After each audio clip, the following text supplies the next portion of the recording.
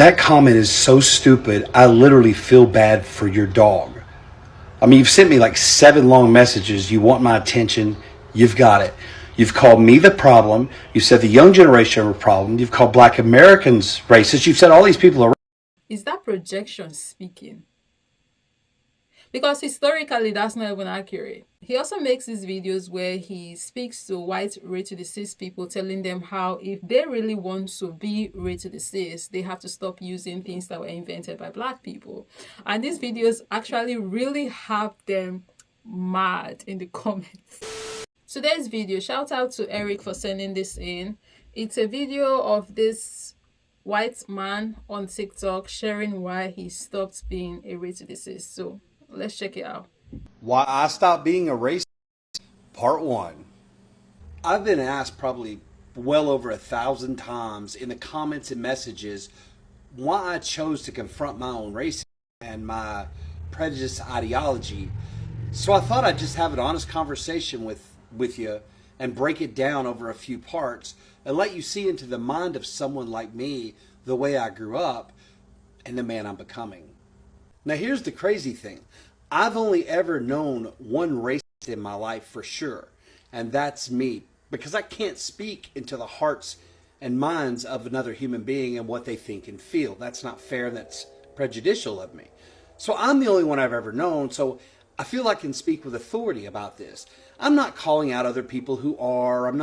This is simply about my evolution and the things I confronted and some of the difficulties and some of the beautiful parts of this. This is not an easy thing for me to do. This is kind of laying my soul bare. So if you would, let me know if this is something you want me to continue in the comments, please, because it's going to take a lot for me to invest emotionally to be open about this. Now, why is it I grew up with so much prejudice and bias and discrimination in my life? Well, I grew up in a small town in Arkansas, and I am Arkansas proud. Let me just say that right off the top. But I grew up with people who taught me these things, and it was instilled in me. I mean, it was just reinforced over and over. Those people were racist. They were racist. That's why they taught you those things. And the reason why I'm saying that now is because earlier he said that he only knows one racist, and that person was himself. And yes, I do get the whole, I don't want to speak about other people or make this conversation about what any other person is doing. I want this to be about me. So it may have been like poor choice of word on his part. Maybe, I don't know, when he said, I only know one person, maybe it was like a wrong choice of word, right? But I still cannot help but point it out that if you know these people and they were the one who taught you this racist things, they were racist. That's why they taught you that. But let's continue. And then for the most part, I lived in an echo chamber of other people who thought the same thing. So I didn't know it was possible to think any other way. I was raised Christian. I cannot explain to you why my faith in God, my morality, and my race took so long to cross paths. I can't explain it, but it probably took about 40 years to figure that out. There's a whole series of events in my life, I guess, ultimately that led up to this. And prison was probably one of the biggest catalysts, because when you're on 23-1 lockdown with someone of a different color from you in the same cell, you shut your mouth and you listen. You ask questions. And I had so many different cellmates from different countries, from different races and heritages. And it just really opened my mind. And sitting in prison, I had a lot of time to think. And I had some old timers tell me I need to do my time. Don't let my time do me. And those are good words of advice.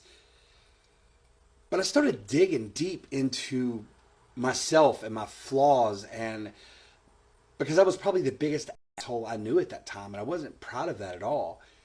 And I knew I needed to change if I wanted to live a productive and healthy life and just be somebody likable. I just couldn't see the world for the way it really was. And that breaks my heart that it took me so long to see it. But the beauty that is born from this change in me, or this growth, is just crazy. God is amazing.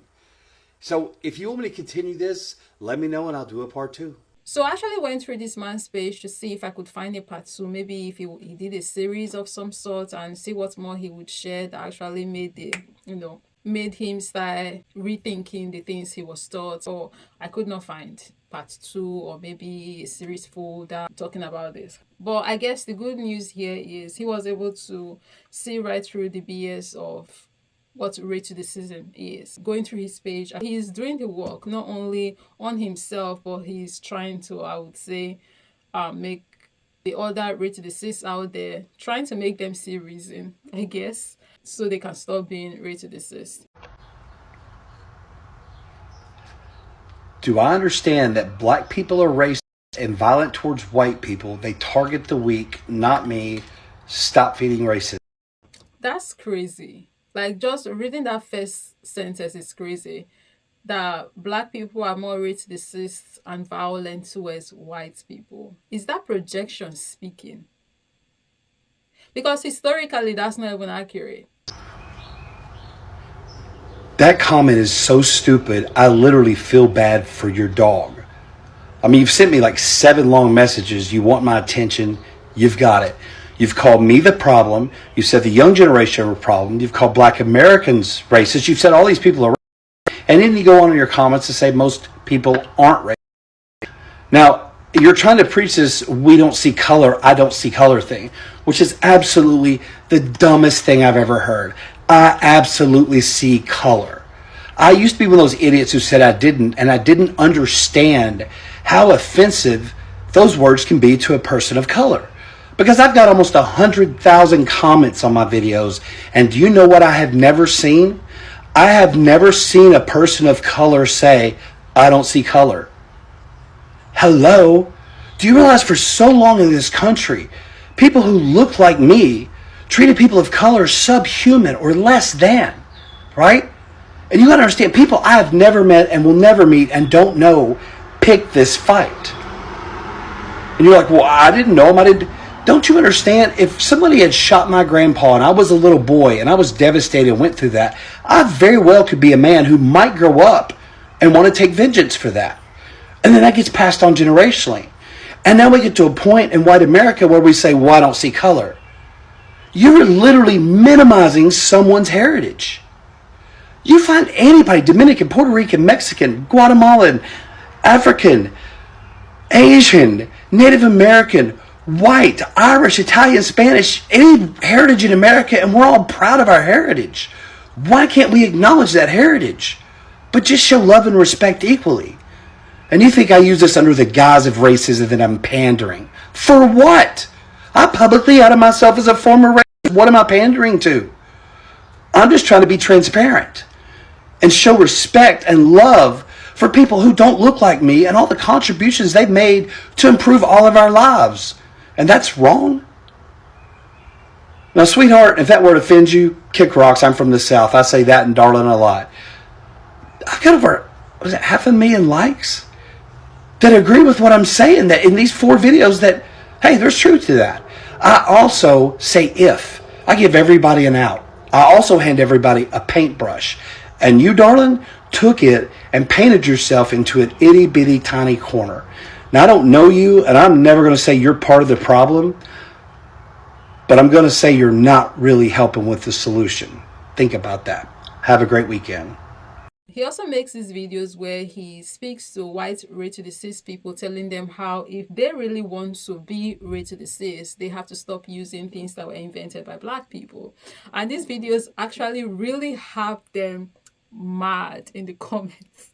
If you're really committed to being a racist in this country, you can't unsee what I'm about to show you. You might want to start checking Amazons for blankets, because this gas furnace behind me, you don't get to have one of those either, because that was invented by a black woman named Alice Parker around 1920. She received a patent on it. Yeah, that's how we stay warm today. I mean, if you love potato chips, they gotta go, because a man named George Crumb, a chef in New York, had sent French fries out with a meal and a customer complained. So what did Mr. Crumb do? He sliced potatoes so thin, fried them up, dumped a bunch of salt on them, and sent them out. And that is the American delight of potato chips. They gotta go. Here in the bathroom, Lotta Newman patented the first hairbrush with synthetic bristles in 1898, and she's just the third Black American woman to ever receive a patent. Now, I know this isn't going to affect those skinheads very much. In 1892, George Sampson of Dayton, Ohio, received patent number 476,416 for what is the forerunner of the modern dryer we use today. It's going to suck drying your clothes outside. In the late 1880s, Samuel Scotron of Pennsylvania patented the curtain rod. Ooh, that's going to piss off some white girls. It's going to be really hard to plan racist rallies without a color monitor. Invented by Mark Dean, an engineer at IBM, he is also on 3 of the original 9 patents of the IBM PC that came out in 1981. Did you know in 1897, Albert Crowell in Pittsburgh, Pennsylvania, developed the mechanized ice cream scoop? You know, the click, click that separates the ice cream from the spoon, changing the way ice cream is served. And if you're racist and an ice cream lover, it's going to get worse. I told you it's going to get worse. Augustus Jackson, the father of ice cream, pioneered many of the methods we have today to enjoy ice cream, including the way we salt it.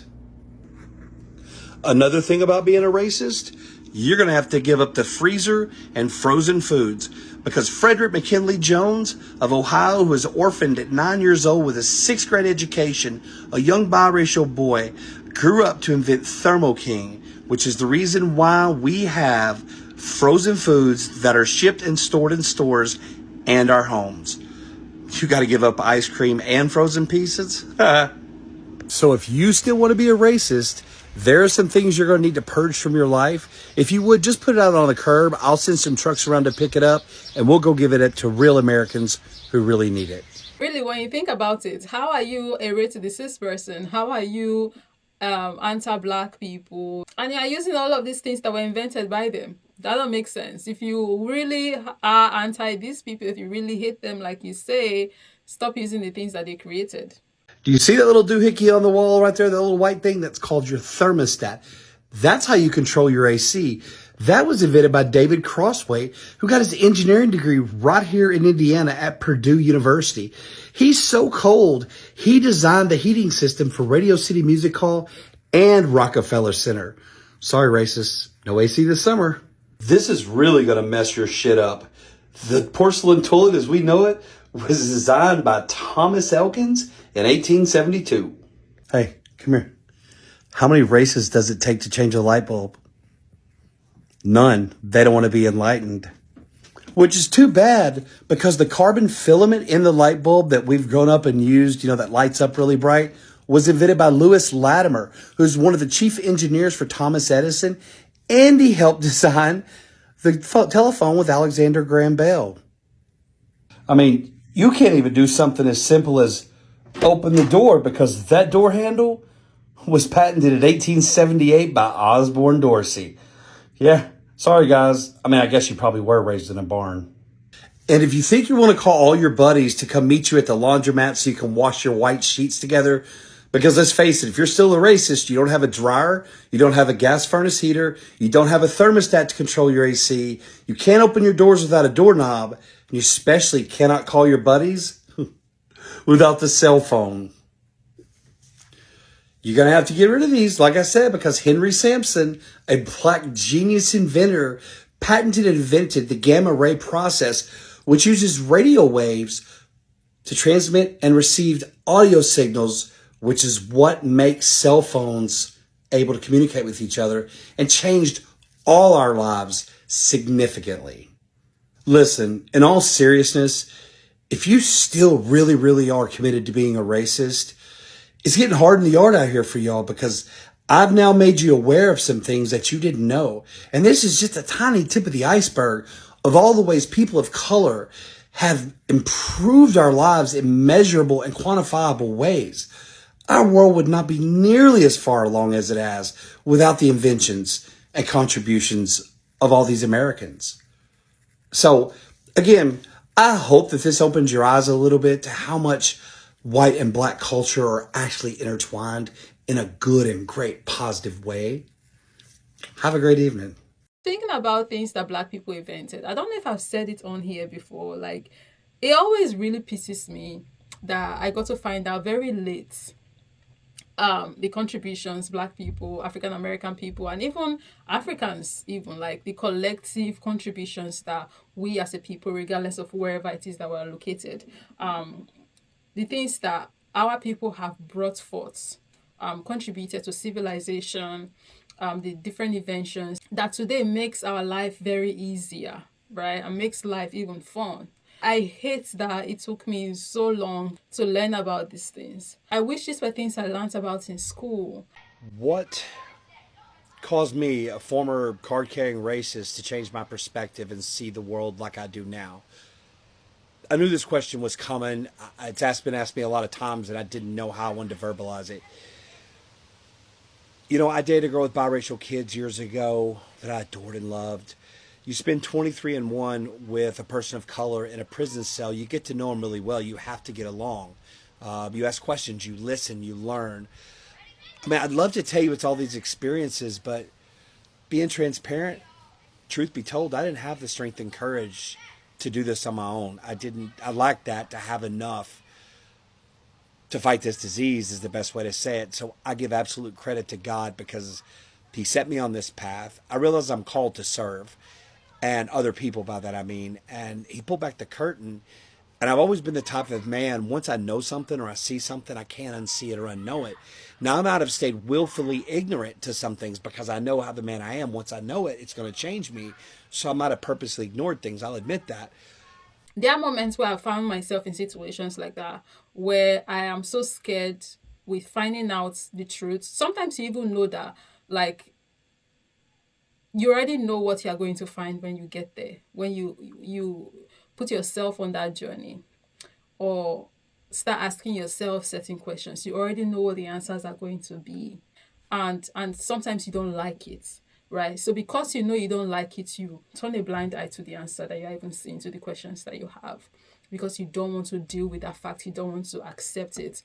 You don't want to have to now make some of the changes that you would need to make because of these new truths, right? So we run away from it because we don't want to make those changes. It's a lot of work. It's you now having to start maybe navigating life differently. It's you now maybe sometimes having to say you are probably not going to start hanging with some people because now you are different here, right? And it can be scary. So I understand where he's coming from. But once I really delved into this, and it basically got down to me, I solved problems by looking at it and then immediately stepping 180 degrees into the other side of the equation and looking at it.